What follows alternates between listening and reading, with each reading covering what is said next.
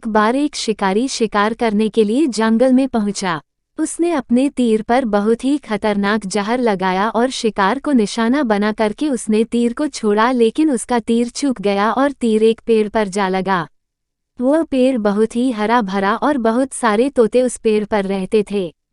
जैसे ही वह जहरीला तीर उस पेड़ पर जाकर लगा, वह पेड़ धीरे धीरे सूखने लगा और उस पेड़ पर जो भी तोते रहते थे वह एक एक करके उस पेड़ को छोड़कर जाने लगे। उस बड़े से पेड़ के कोटे में एक बहुत ही बूढ़ा तोता रहता था जो बहुत ही धर्मात्मा और अच्छे मन का था।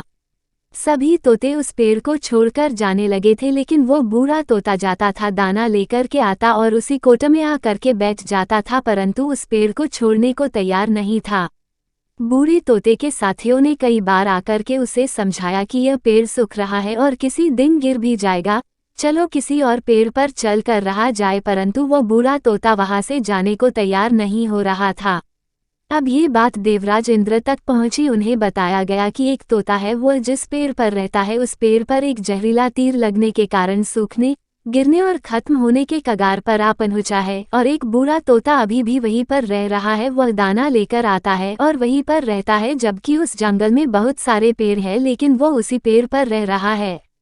देवराज इंद्र प्रकट हुए और उस बूढ़े तोते से कहने लगे कि आप बहुत धर्मात्मा है, बहुत ही अच्छे मन के हैं, लेकिन आप इस पेड़ को छोड़कर किसी और पेड़ पर चले जाइए, क्योंकि यह पेड़ कुछ ही दिनों में गिर जाएगा। तालाब के पास में बहुत से बड़े बड़े हरे भरे पेड़ है, बड़े बड़े कोटा है, उन पेड़ों पर फल भी लगे हुए हैं, उन्हें वहीं पर तोड़कर खा सकते हैं, परंतु यहाँ से आप चले जाए।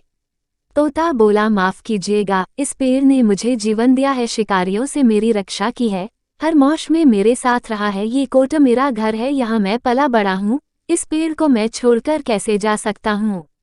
इस पर संकट आया है तो क्या मैं इसे छोड़कर चला जाऊँ? मैं ऐसा कभी नहीं कर सकता।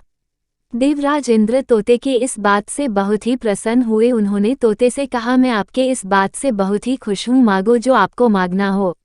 उस बूढ़े तोते ने कहा, मुझे बस इतना मांगना है कि जिस पेड़ ने मुझे जन्म दिया, जहाँ मैं रहा पला बड़ा, जिसे आप मेरा जन्मभूमि कह सकते हो, आप इसे फिर से वैसा ही हरा भरा कर दो जैसा ये था। देवराज इंद्र ने अमृत से उस पेड़ को सिंच दिया और पहले की तरह हरा भरा कर दिया। अब वापस से उस पेड़ पर आकर के बाकी तोते रहने लगे। वह बूढ़ा तोता कुछ समय तक और जिंदा रहा, फिर उसकी मृत्यु हो गई और वह स्वर्ग में चला गया। ये कहानी हमें सिखाती ये है कि जब भी किसी इंसान का बुरा दौर आता है तो इमोशनली वह टूटा हुआ होता है, उसे किसी के सहारे की जरूरत होती है, किसी की आवश्यकता होती है। अगर आप ऐसे समय में उसे छोड़कर चले जाएंगे, उससे बात नहीं करेंगे, मुंह मोड़ लेंगे, तो आपसे बुरा कोई नहीं है, क्योंकि आप किसी के सुख का साथी बने या ना बने, लेकिन आपको हमेशा किसी के दुख का साथी जरूर बनना चाहिए।